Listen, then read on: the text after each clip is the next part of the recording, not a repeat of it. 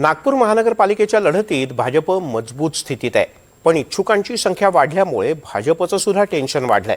बंडखोरी टाळण्यासाठी भाजपनं काय रणनीती आखली पाहूयात।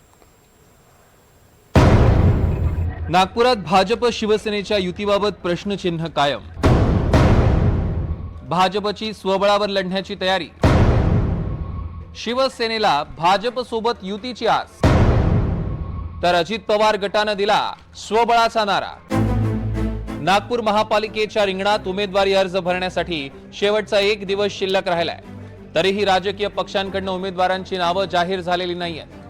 भाजपनं 10 उमेदवारांना थेट एबी फॉर्म्स दिले, मात्र अधिकृत उमेदवारांची यादी जाहीर केलेली नाहीये। इच्छुक उमेदवारांची संख्या जास्त असल्यानं भाजप समोर बंडखोरी टाळण्याचं मोठं आव्हान आहे। ते भाजपचा जर महापौर राहिला आणि विकासाच्या गाडीला 3-3 इंजिन लागले तर ही स्थिती बदलल्याशिवाय राहणार नाही असा मला विश्वास आहे।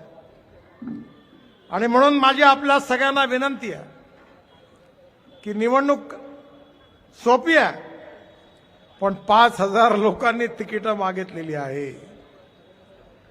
मी म्हणतो आमच्या वेळी 1 फूल 2 माली, आता इथे 1 फूल 50 माली।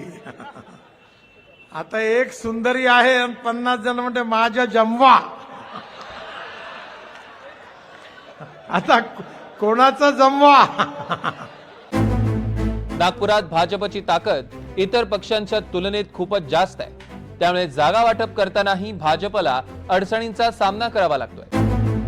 भाजपनं 2012च्या निवडणुकीत 151 पैकी युतीत 62 जागा, तर 2017 मध्ये स्वबळावर तब्बल 108 जागा जिंकल्या होत्या। शिवसेनेनं 2012च्या निवडणुकीत युतीमध्ये 151 पैकी 6 जागा, तर 2017 मध्ये स्वबळावर एकट्यानं 2 जागा जिंकल्या होत्या। राष्ट्रवादी काँग्रेसनं 2012च्या निवडणुकीत 151 पैकी 6 जागा, तर 2017 मध्ये एका जागेवर विजय मिळवला। काँग्रेसनं 2012च्या निवडणुकीत 151 पैकी 41 जागा, तर 2017 मध्ये 21 जागा जिंकल्या होत्या। तर बहुजन समाज पार्टीनं दोन्ही निवडणुकीत 10 ते 12 जागांवरील आपली पकड कायम ठेवली होती। शिवसेना आणि राष्ट्रवादी भाजपच्या तुलनेत अवघ्या 8 ते 10 जागांवर प्रभाव टाकू शकते, त्यामुळे इथे भाजपला मित्र पक्षांची गरज नाहीये। नागपूर महानगरपालिकेच्या निवडणुकीसाठी महायुतीतील मित्रपक्ष असलेल्या शिंदे गटाच्या शिवसेनेसाठी भाजपकडून 6 ते 7 जागा सोडल्या जाण्याची शक्यता आहे। उर्वरित सुमारे 151 जागांपैकी 145 जागांवर भाजप स्वबळावर निवडणूक लढण्याच्या तयारीत आहे। दुसरीकडे नागपूरमध्ये महाविकास आघाडी एकत्र लढण्यावर जवळपास एकमत झाल्याची माहिती आहे। सूत्रांच्या माहितीनुसार काँग्रेसला 129 जागा, राष्ट्रवादी काँग्रेस, शरद पवार गट यांना 12, तर ठाकरे गटाच्या शिवसेनेला 10 जागा देण्याचा प्राथमिक फॉर्म्युला ठरल्याचे सांगितलं जात आहे। भाजपकडनं समाधानकारक प्रस्ताव न आल्यानं अजित पवार गटानं स्वबळाचा नारा दिलाय। आज 40 ते 50 उमेदवारांना एबी फॉर्मचं वाटप केलं जाणार आहे। काय चर्चा झाली भाजपसोबत? कारण आमची अशी माहिती आहे की तुम्ही आणि जे महत्त्वाचे नेते आहेत चंद्रशेखर बावनकुळे यांच्याशी प्रत्यक्ष भेटले होते आणि तुमचा निरीक्षक सुद्धा आले होते, ते निरीक्षक सुद्धा भेटले होते। काय झालं मग? घोडं कुठं अडलंय? आणि आम्ही फक्त किमान 15% जागा मागवल्या, त्यामध्ये आम्ही बार्गेनिंग करायला तयार होतो, परंतु क्लॅरिटी त्यांच्याकडनं आम्हाला काहीच नाही मिळाली। आम्ही लहान पक्ष जरी असलो तरी आम्ही सन्मानाने त्यांच्याशी बोलायला गेलो, पण ते सन्मानजनक काहीच न निघाल्यामुळे आम्हाला तो पर्याय आता महायुतीत राहण्याचं काही कारणच नाही।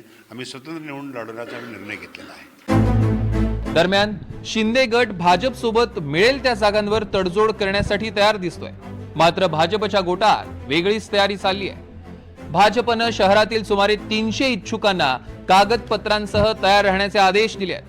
नवीन रक्ताला नेतृत्व देण्याची भाजपची तयारी आहे। त्याच्यातला हे दुर्गेश्वरी कोसेकर म्हणून मुलगी आहे, बी आहे, सतनामी समाजाची आहे, दलित समाजाची आहे, ती नेतृत्व करेल। तो भारतीय जनता पक्षाला त्या समाजातनं नवीन नेतृत्व मिळेल। अशाच प्रकारचे फक्त दुर्गेश्वरीच नाही, आणखी नवीन मुलींना आम्ही संधी दिलेली आहे, नवीन मुलांना संधी दिलेली आहे।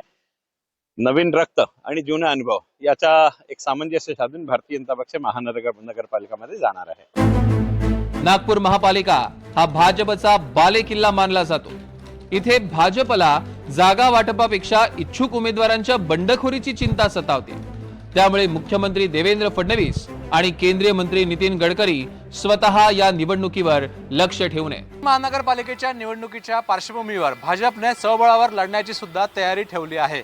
151 पैकी 120 जागा जिंकण्याचे लक्ष्य भाजपने ठेवलं आहे।